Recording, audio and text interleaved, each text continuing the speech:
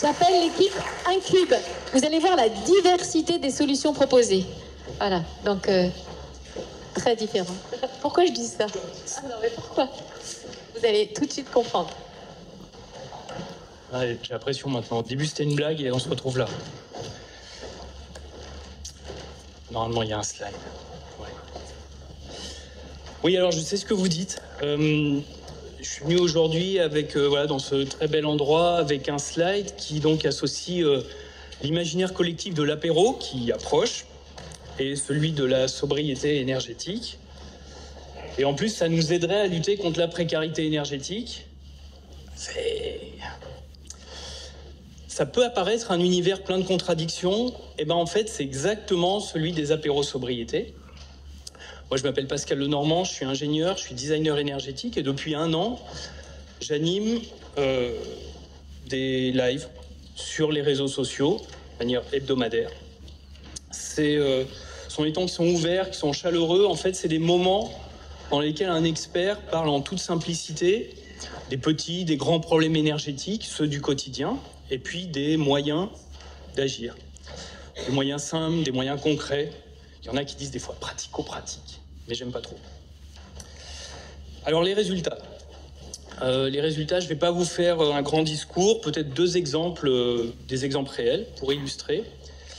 Antoine, il a suivi la saison hiver 2022 des apéros sobriété et il m'a écrit en mars 2023.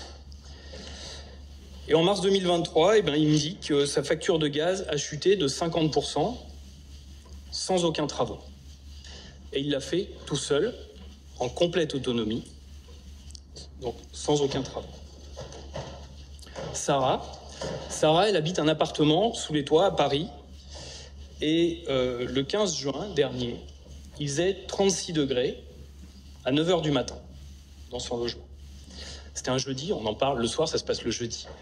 On en parle le soir. Le lendemain matin, la température avait chuté de 6 degrés.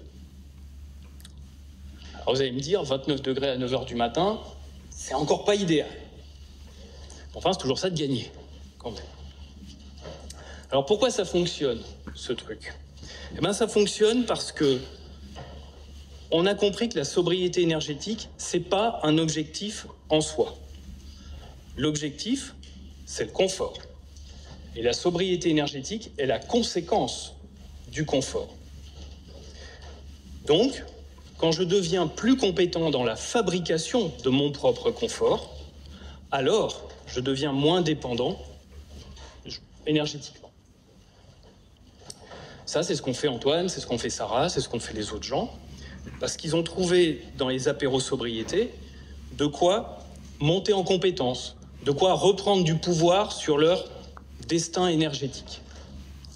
Alors maintenant, je vous pose la question. J'ai juste une question.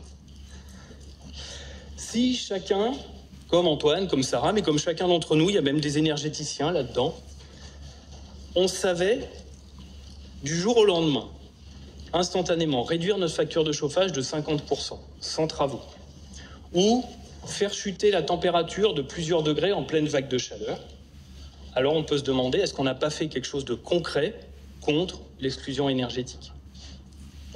Je vous remercie. Merci beaucoup.